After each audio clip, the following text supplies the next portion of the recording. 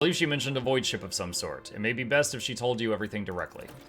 And with that, please allow me and Master Danrock to take our leave. The Chancellor and the High Factotum offer you their bows. Perhaps that last request will serve as a welcome distraction.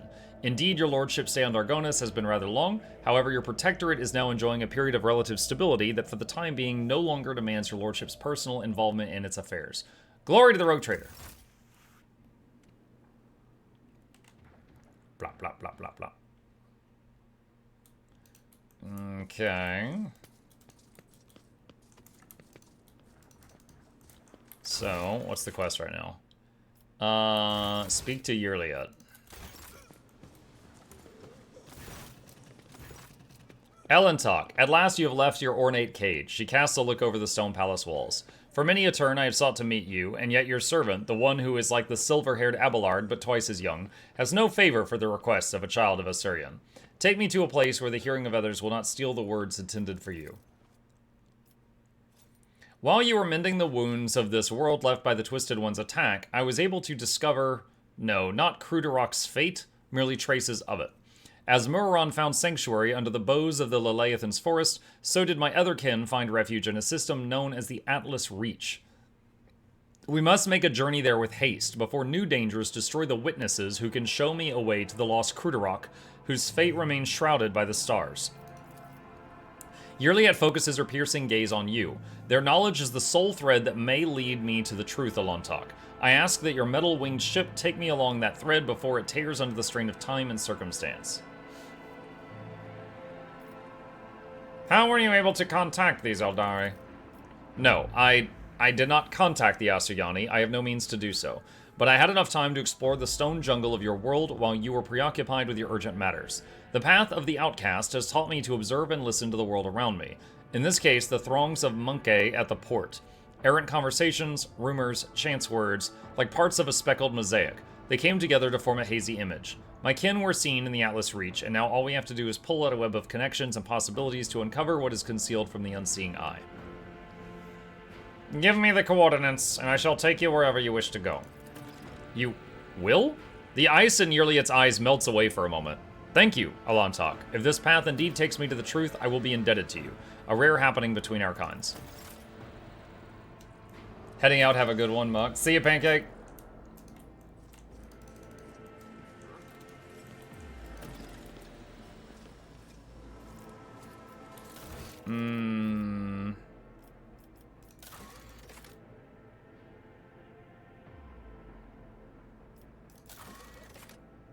Wait for news from Valencia spies. Travel to the Atlas Reach system. Do some stuff on the Void Ship Bridge. Strike a deal with an influential partner. Okay. Okay.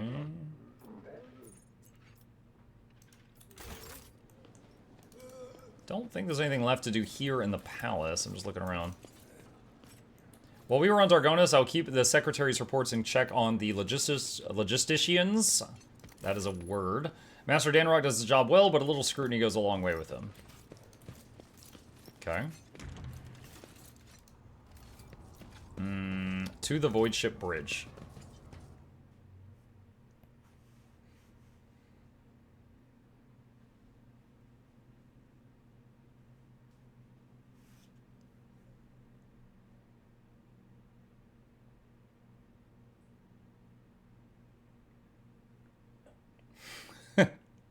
Long load plus deathly silence.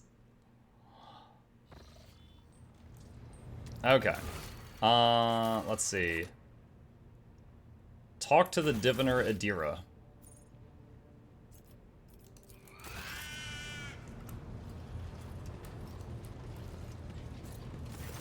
When Adira sees you, her lips curve into a smile and she nods at something over your shoulder.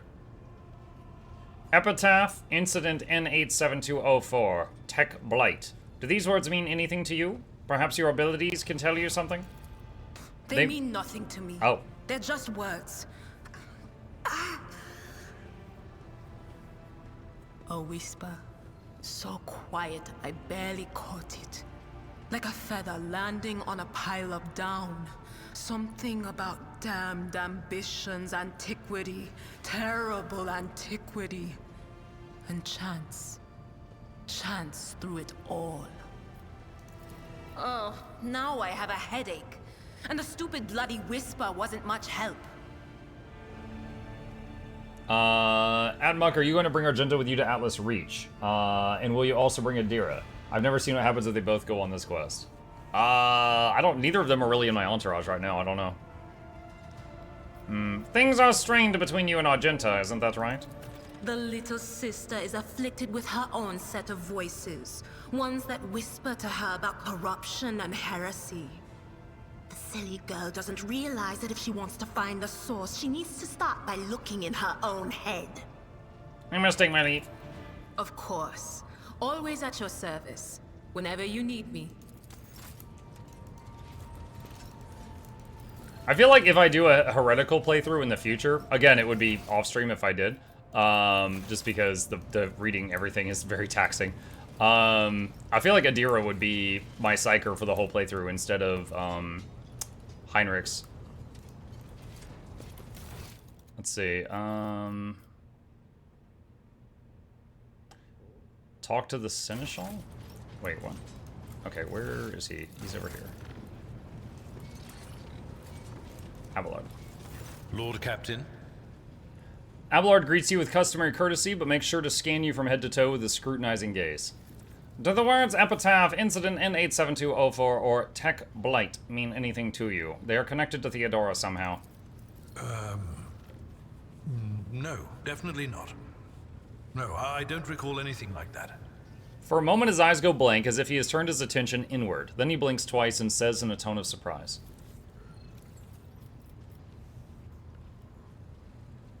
Let's talk more about things that may be useful to me as rogue trader. A noble aspiration, Lord Captain. I am ready to acquaint you with all the particulars that interest you. Kunrad, our previous Master of Whispers. What can you tell me about his betrayal? What do you think he'll do next?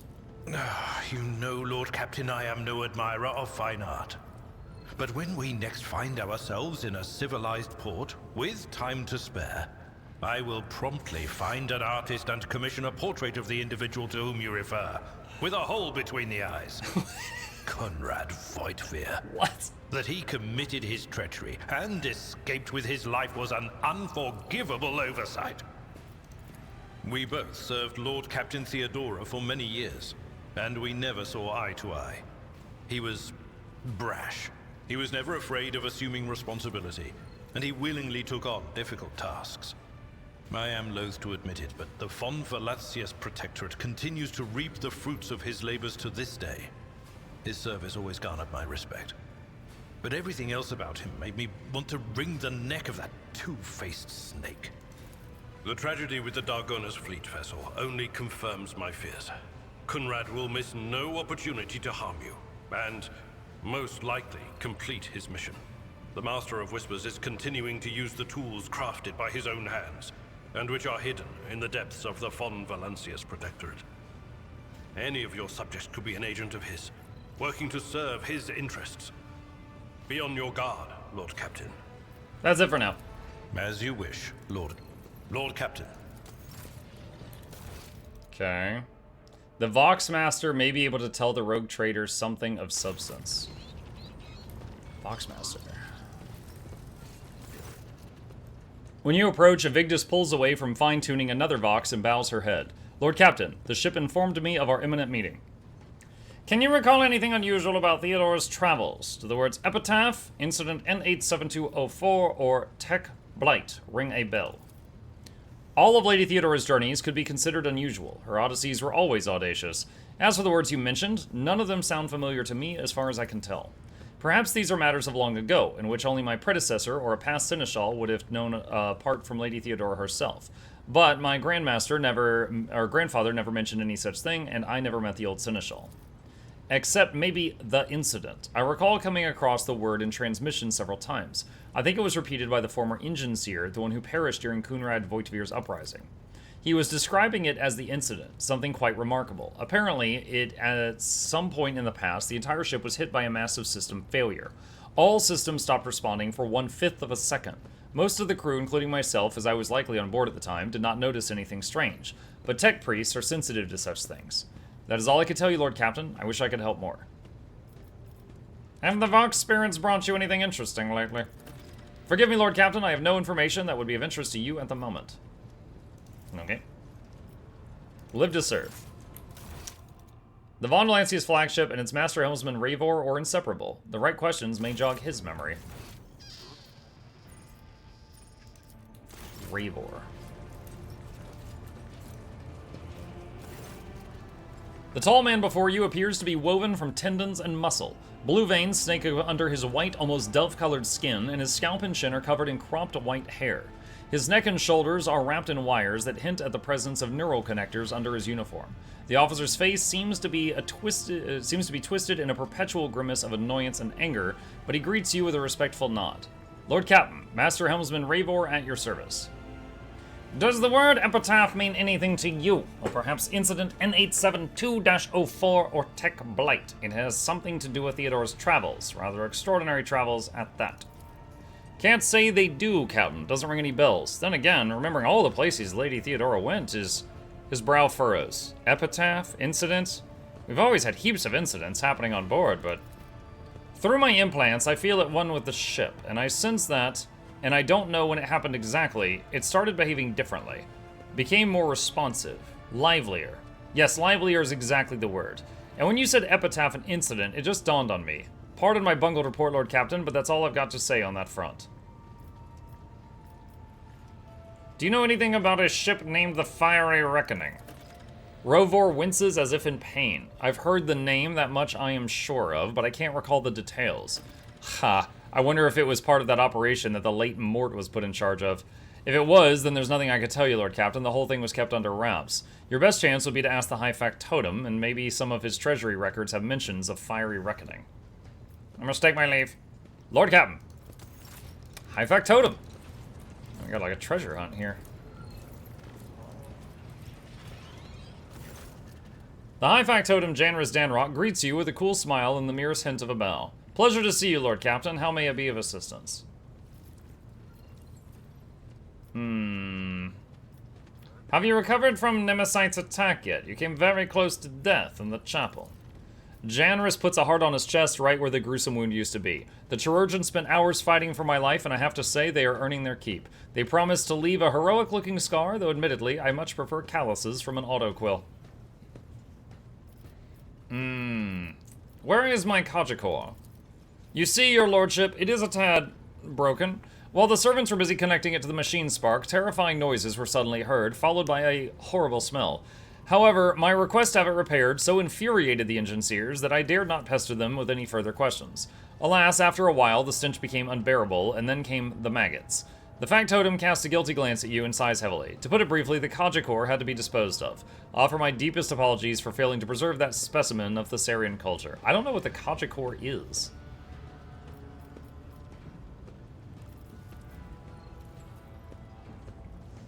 Contact the Curiosity Merchant from the Dargonis Palace. A cyber beast needs a new equipment. What? Huh. I haven't seen this window. Whenever the Cyber Mastiff falls unconscious, it gets stacking 100% bonus damage. So every time it gets knocked, so you would want it to be as fragile as possible and keep reviving it and then throwing it at the enemy? This encourages, like, Scourge behavior. Whenever it falls unconscious, it gains stacking 100% damage bonus. That's goofy. Cyber Eagle gains 5 agility as more damage. When it starts storing adjacent enemies, most powerful versus perplex. As much more damage for perplex targets. That might be an upgrade for the Eagle. I need to check.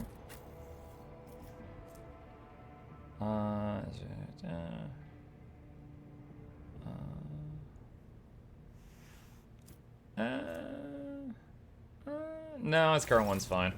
Okay.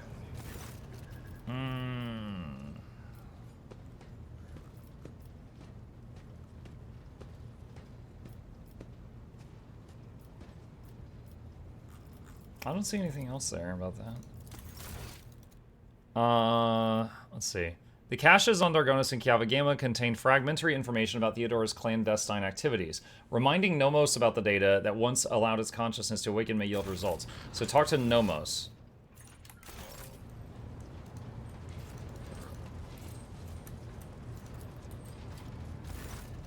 The servitor built into the huge cogitator turns his head towards you. The Vox emits a rasping voice. Hello! Nomos welcomes your visit. You are in a servitor's body at my Magnae Accessia, Nomos. How is it that you are once again in a cogitator? Nomos are not in a cogitator or in a servitor. We cannot say where we are, but our existence is tied to the existence of the ship for now.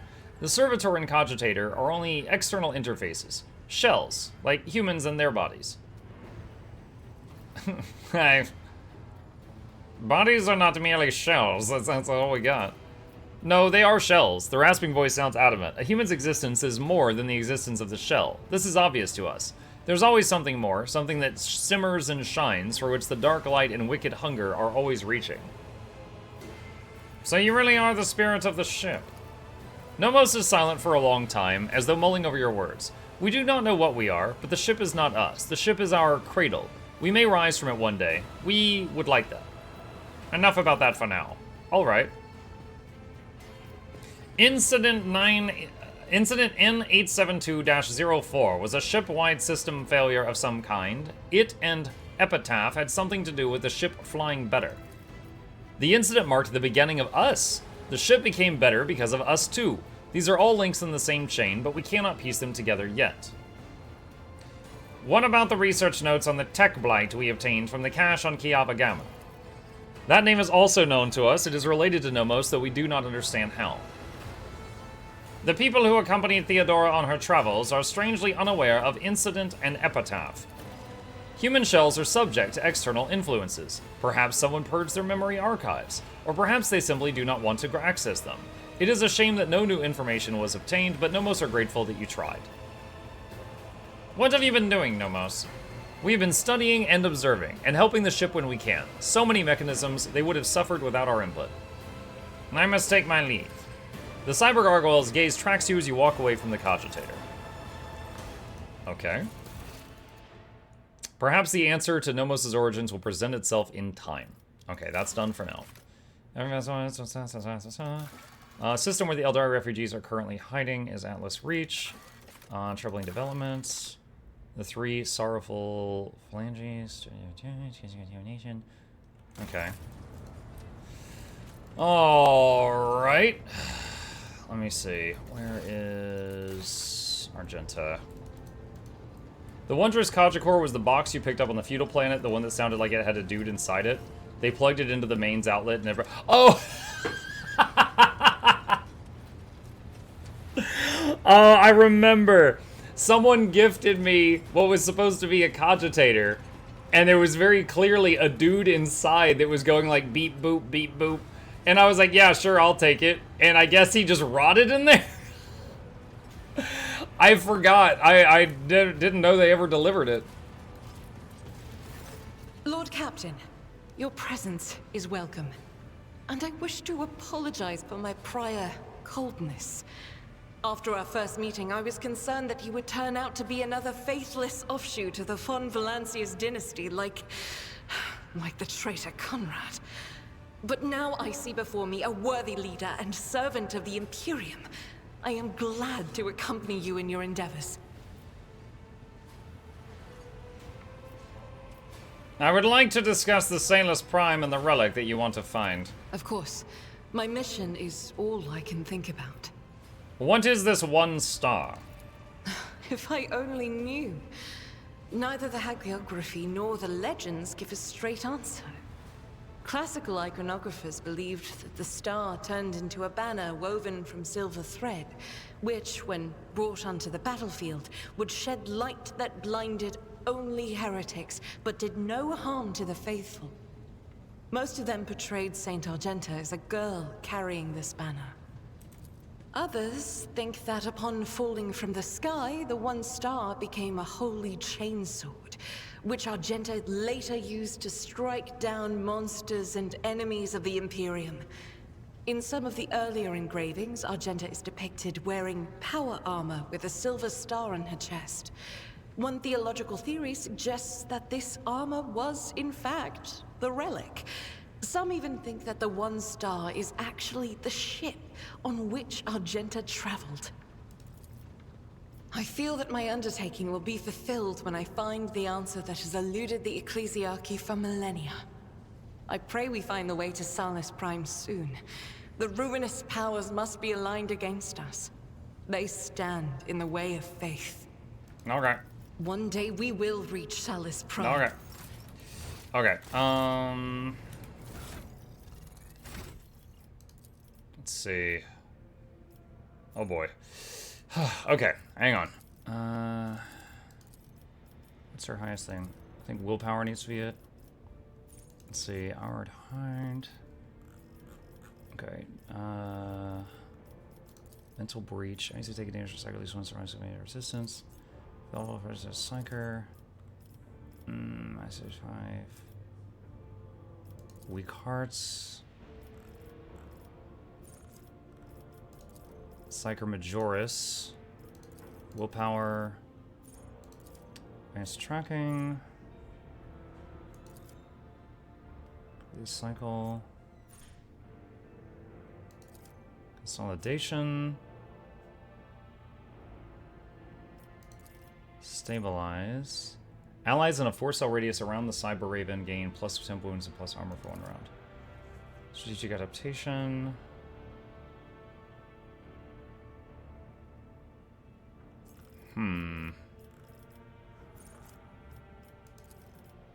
I want her to be interchangeable with Heinrichs if I ever have to remove him from a party. So let's have her pick up Biomancy. What's her highest skill here? Probably Lore Warp. It's Awareness. She's gonna swap with him though, get Lore Warp.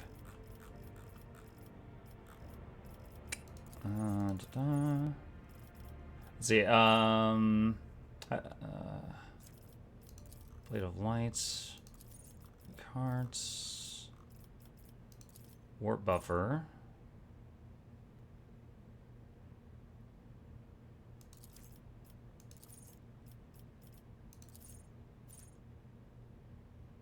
Whenever a psychic power is relayed through the Cyber Raven, it suffers 3 direct damage and gains 3 willpower.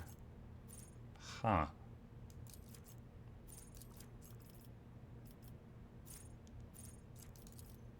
Master's Patronage. Oh, Bird heals over time. That would be good. So it doesn't get chipped down. Perception.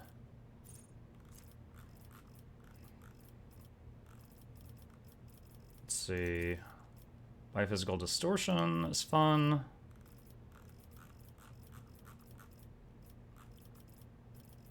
So we got Strange Vitality.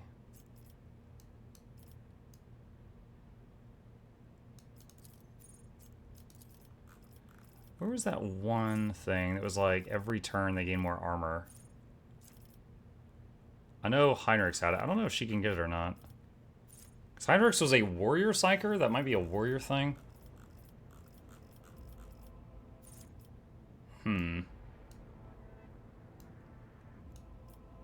Adrenaline Surge is also good. Let's see, what is that one? In the first round of combat, all psychic powers of Biomancy cost -1 action point. Oh yeah, I have that on Heinrichs. That is pretty good. It allows him to do way more buffs on the first turn.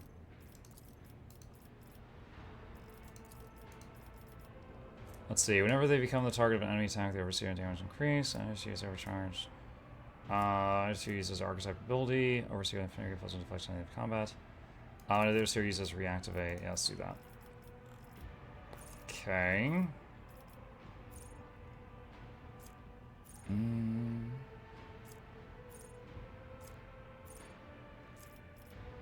Cascading Echoes. Brother in Arms. One by Warp. Autonomous Medkit. Familiar's Max Wounds. That might be good just to help prevent it from getting like one shot by stuff.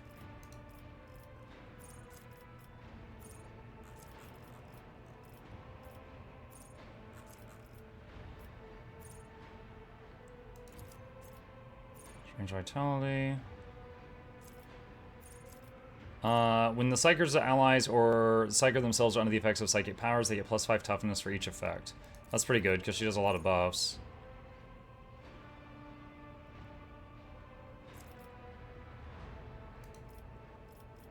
Okay. I think perception here. And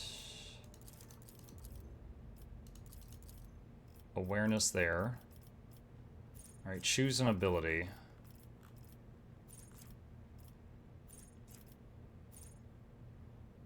We want to get regen. Oh man, I don't think I'm gonna be able to like get it in time. So I want to get. Yeah, I don't know if we're gonna be able to get it. I'll try. She might not be able to. I thought with all the level ups I hadn't done on her that I'd be able to match Heinrich's build by the time I did them all. But it's not looking like it. Psycho Terminus. Let's see, Mental Breach. Force weapon attacks, no. Power Conduit.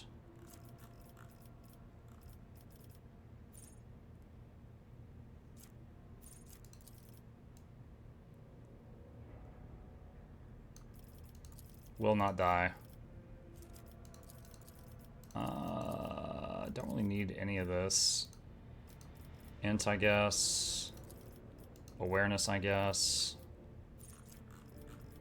Let's see, what do we got here? Confer immunity. That's pretty good. Fatebringer. Mind Siege. Enemies that have failed a willpower resistance test against any of the psych or psychic powers suffer an additional 15 direct damage every time they suffer mental damage to the end of combat.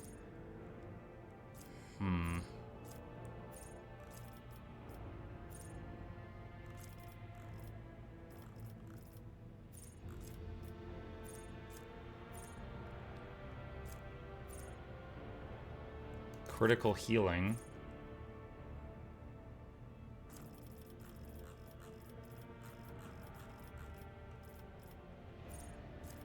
10% chance to dodge.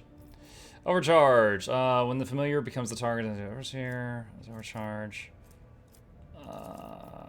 Sure. Alright, Exemplar.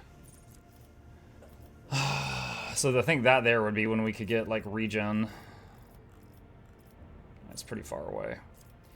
Alright, choose a talent.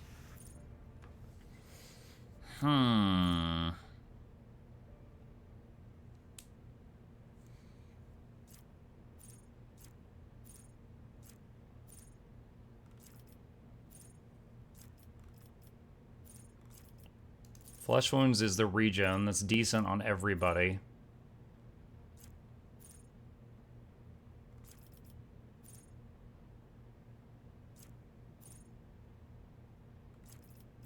Masterful Display. Wait. When your single shots deal damage to targets other than the main target, you gain skill till end of combat. Oh, like when they pierce through the target and hit somebody else. Out of my way. Peak condition.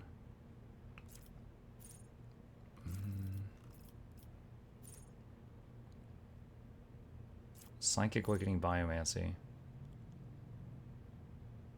This character becomes an unsanctioned psyker and gains 1 psi rating. What? I didn't even realize you could make someone not a psyker become a psyker with that. Puncture. Relentless Revenge. Shot through. Strong Hand. Tough as Steel. Tricky Defense, Unbreakable Will. Unstoppable, Vital Points. Alright, I think I'll just give her the Constant Regeneration. And...